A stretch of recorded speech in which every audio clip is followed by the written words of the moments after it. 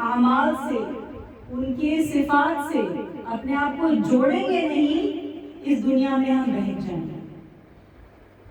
کیونکہ یہ جو دنیا ہے یہ انسان کو اپنی طرف کھینچتی ہے، اس میں بہت کشش ہے، اس میں بہت ڈسٹریکشنز ہیں. ہم خود بھی دیکھتے ہیں نا کہ زندگی کے 24 گھنٹے میں کبھی ہم کھانا پکا رہے ہوتے ہیں، کبھی گھر کی صفائی کر رہے ہوتے ہیں، کبھی جاب پر جا رہے ہوتے ہیں، کبھی پڑھائی کر رہے ہوتے ہیں، کبھی شاپنگ کر رہے ہوتے ہیں. یہ تمام زندگی کے جو معمولات ہیں ہم ان کو برت رہے ہوتے ہیں.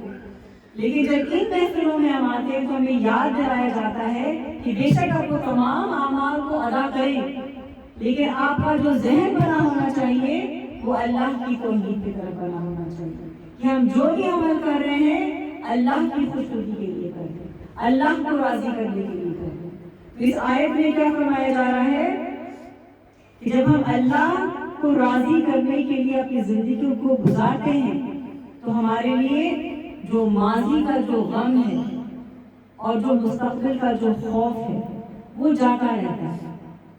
کیونکہ انسان انہی دو چیزوں کا شکار ہے، یا تو انسان اپنے ماضی پر روتا رہتا ہے کہ میرے ساتھ ایسا ہو گیا، ویسا ہو گیا، کیوں ہو گیا، میرا وہ چلا گیا، میرا وہ لٹ گیا، اس پر انسان پریشان رہتا ہے. اور یا تو کیا ہونے والا ہے، پتہ نہیں کیا ہونے والا ہے، پتہ نہیں کل کیا ہوگا، پرسوں کیا ہوگا، اگلے ہفتے کیا ہوگا، میری جاب چلی جائے گی، میرا گھر لٹ جائے گا، پتہ نہیں کیا ہوگا. اس میں انسان پریشان رہتا ہے، خوف میں پریشان رہتا ہے. تو اللہ والے کیا ہوتے ہیں، انہیں سکھلاتے کیا ہیں کہ آپ کو نہ ماضی کا غم کرنا ہے اور نہ مستقبل کا خوف کرنا ہے. لیکن یہ کیسے ہوگا؟ فطرتاً ہمارے اندر یہ احساسات آتے ہیں نا، تو یہ کیسے ہوگا؟ اسی آیت میں اللہ کیا فرما رہا ہے، یہ کون لوگ ہیں؟ الذین آمنوا وکانوا یتقون. یہ کون لوگ ہیں؟ یہ ایمان والے لوگ ہیں. دیکھیے مسلم اور مومن میں فرق ہے. ہم نے اسلام قبول کر لیا، ہم نے پڑھ لیا کلمۃ لا الہ الا اللہ محمد رسول اللہ صلی اللہ علیہ وسلم، ہم دائرۂ اسلام میں داخل ہو گئے. لیکن ضروری نہیں کہ ہمارے اندر ایمان ابھی داخل ہو. ایمان کو مکمل ہونے کے لیے سب سے جو اہم احساس ہے وہ رسول اللہ صلی اللہ علیہ وسلم کی نسبت ہے. کیونکہ حدیث مبارک کیا ہے؟ لا یؤمن احدکم حتی اکون احب الیہ من والدہ وولدہ والناس اجمعین. کہ تم میں سے کوئی مومن، اس پہ یہ نہیں کہا تم میں سے کوئی مسلم، تم میں سے کوئی مومن ہو نہیں سکتا جب تک کہ تم رسول اللہ صلی اللہ علیہ وسلم سے اتنی محبت نہ کر لو جو تمہارے والدین سے بڑھ کر ہو، تمہاری اولاد سے بڑھ کر ہو، اور تمام کائنات، تمام انسانیت، تمام مخلوق سے بڑھ کر. تو جب انسان کے اندر اس درجے کا ایمان آ جاتا ہے، اور کیا اللہ فرما رہا ہے، وَكَانُوا يَتَّقُونَ، تقوی والے بن جاؤ. جب یہ ایمان آ جائے گا تو انسان تقوی والا بن جاتا ہے. تقوی کس کو کہتے ہیں؟ پرہیزگار. تقوی کہتے ہیں اس بات کا احساس ہونا کہ میرا رب میرے ساتھ ہے. جب یہ احساس ہوگا نا تو انسان پرہیزگار بن جائے گا. بالکل اس طرح بلا تمثیل اللہ رب العزت ہر تمثیل سے ماورا ہے.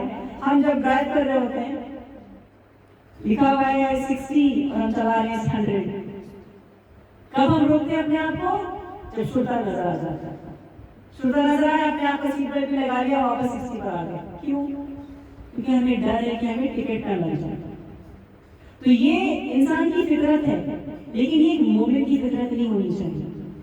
ایک مومن کی فطرت کیا ہونی چاہیے کہ میں اس رب کو ناراض نہیں کرنا چاہتا. یہ بات تو ہے کہ رب سزا بھی دیتا ہے، جزا بھی دیتا ہے، لیکن جو اصل مومن ہے اس کا جو رشتہ اپنے رب کے ساتھ ہوتا ہے وہ محبت والا ہوتا ہے. جس طرح آپ کی ماں ہے، آپ کی ماں نے آپ کی تربیت کی، آپ کے والد ہیں، آپ کے والد نے آپ کو سب کچھ لا کر دیا، آپ اپنے والدین کو ناراض نہیں کرنا چاہتے، تو لہٰذا آپ اپنے والدین کے سامنے غلط اعمال نہیں کریں گے. کیونکہ آپ کے ذہن میں یہ بات ہوگی کہ اگر میں غلط عمل کروں گی تو میرے والدین کو تکلیف پہنچے گی، میں اپنے والدین کو ہرٹ نہیں کرنا چاہتی، میں اپنے والدین کو ناراض نہیں کرنا چاہتی. کیوں؟ کیونکہ یہ رشتہ محبت کا ہے، اپنائیت کا ہے. شرطا کے ساتھ محبت کا رشتہ تو نہیں ہوتا نا، وہ تو पुलिस है, ट्रैफिक पुलिस है, लेकिन वालिदैन के साथ एक मोहब्बत का रिश्ता होता है, मियाँ बीवी के साथ एक मोहब्बत का रिश्ता होता है, उम्मतियों के साथ एक मोहब्बत का रिश्ता होता है। तो इन तमाम मोहब्बतों पर जो तरजीह, जो फौकियत रखती है वो अल्लाह से मोहब्बत है। तो हम तकवा इस बात का नाम है, और हमें आप खवातीन को अपने बच्चों के अंदर ये तकवा पैदा करना है। आप माएँ हैं जो बच्चों के अंदर ये तकवा पैदा कर सकती हैं कि बेटा जहां भी तुम रहो अल्लाह तुम्हारे साथ है, अल्लाह तुम्हें देख रहा है। तुम किसी मॉल में हो या किसी मस्जिद में हो, वही अल्लाह तुम्हें देख रहा है। अक्सर हमारा रवैया बदल जाता है ना, मॉल में अलग रवैया होता है, मस्जिद में अलग रवैया होता है। ये हम अपनी खुद एहतसाबी हमें खुद करना है। हमें देखना है अपने आप को कि अच्छा मस्जिद के अंदर तो बड़ा मैं हिजाब वगैरह पहन के बैठी थी और मॉल में गई तो सब कुछ कर गया, ये ऐसा इसका मतलब कि अंदर में कहीं पर कुछ तकवे में कमी है। तो इंसान खुद अपना मुहासबा करता है कि हर एक मुत्तकी परहेज़गार इंसान वही होता है जो हर लम्हे इस बात का एहसास रखे कि मेरा रब मेरे साथ है, मेरा रब मुझे देख रहा है। इस बात पर कई औलिया कराम के हिकायतें भी, रिवायतें भी बयान हो चुकी हैं, किस तरह से औलिया कराम इस बात का हमेशा ख्याल रखते थे कि वो हर लम्हा अल्लाह की इबादत में और रसूलुल्लाह सल्लल्लाहु अलैहि वसल्लम की इताअत में रहते थे, क्योंकि वो इस बात को जानते थे कि अल्लाह हमेशा साथ है। और अल्लाह क्या फरमाता है, लहुमुल बुशरा फिल हयातिद दुनिया वल आखिरह। अल्लाह फरमाता है कि फिर खुशखबरी है ऐसे लोगों के लिए जो अल्लाह वाले हैं, जो मोमिनीन हैं, जो मुत्तकीन हैं, उनके लिए खुशखबरी है इस दुनिया में भी और आखिरत में भी।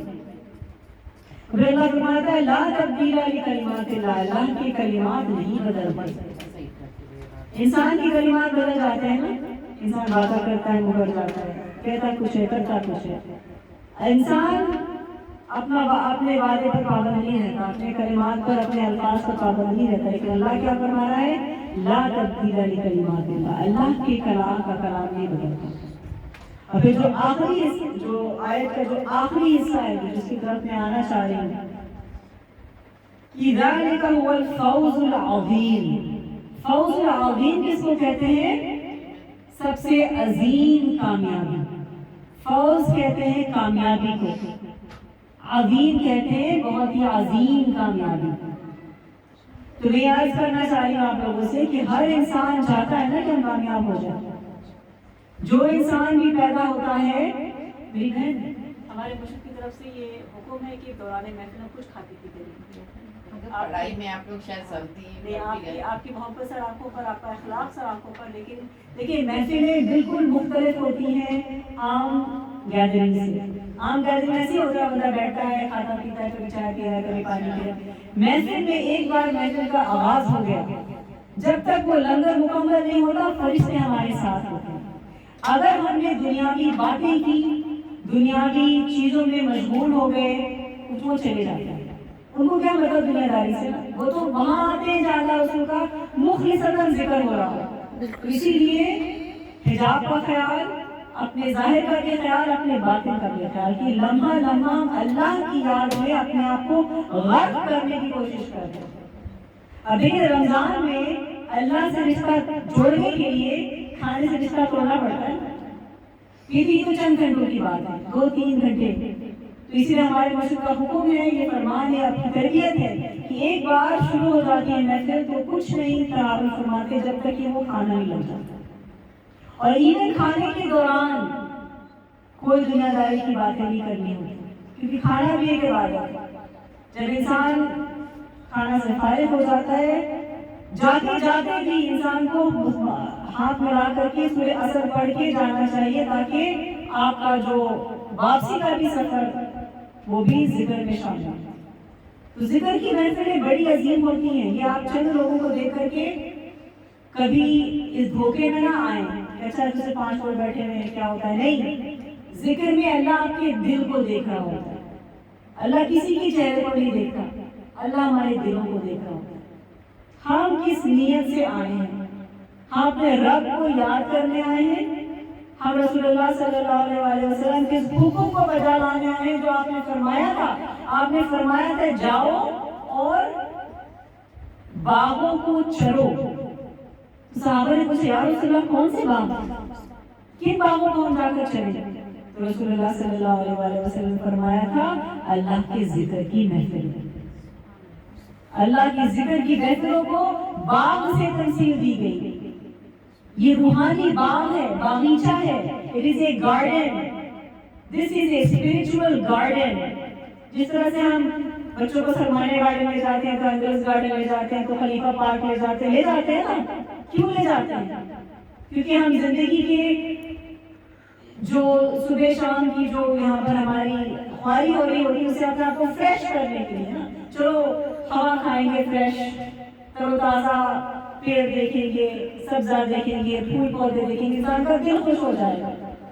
تو وہ جسمانی تر و تازگی کے لیے ہم پارک اور باغیچہ جاتے ہیں. یہ روحانی تازگی کی جگہ ہے. یہ روحانی تازگی کی جگہ. یہاں پر اگر فرشتوں کی صحبت مل گئی, اگر فرشتوں نے اس محفل کو نورانیت کے لائق سمجھ لیا, کیونکہ یاد رکھیں اللہ کے خربوں کے حساب سے فرشتے ہیں. خرب سمجھتے ہیں یعنی ان the gazillions. اللہ کے اتنے فرشتے ہیں کہ ہم اس کو گن نہیں سکتے. اور کچھ ایسے فرشتے ہوتے ہیں جو ہواؤں میں گھوم رہے ہوتے ہیں, تلاش کر رہے ہوتے ہیں کہاں پر اللہ کے ذکر کی محفل ہو رہی ہے. جب انہیں نظر آ جائے, ان کو کیسے نظر آتا ہے؟ ایسی محفلوں کے اوپر سے نور کی شعائیں اٹھ رہی ہوتی ہیں. ان نور کی شعاؤں کو دیکھ کر کے نورانی مخلوقات آ کر کے یہاں پر اپنے پروں سے محفل کو گھیر لیتے ہیں. اس لیے آپ کو محسوس ہوگا کہ محفل آہستہ آہستہ اگر اے سی بھی چل رہی ہوتی ہے تو آپ کو گرمی کا احساس ہونا شروع ہو جاتا ہے, کیونکہ محفل بھر جاتی. بے شک 4 لوگ بھی بیٹھے, محفل فرشتوں سے اور نیک جنات سے بھر جاتا ہے, جن کو ہم نہیں دیکھ سکتے لیکن وہ بھی اللہ کا ذکر سنتے ہیں. کیونکہ یہ دنیا تو اللہ کی نافرمانی کی جگہ ہے. یہاں اکثر لوگ اللہ کی نافرمانی کر رہے ہیں. بہت کم لوگ ایسے ہوتے ہیں جو اللہ کی فرمان بردار, خاص یہ آج کے دور میں. یہ دور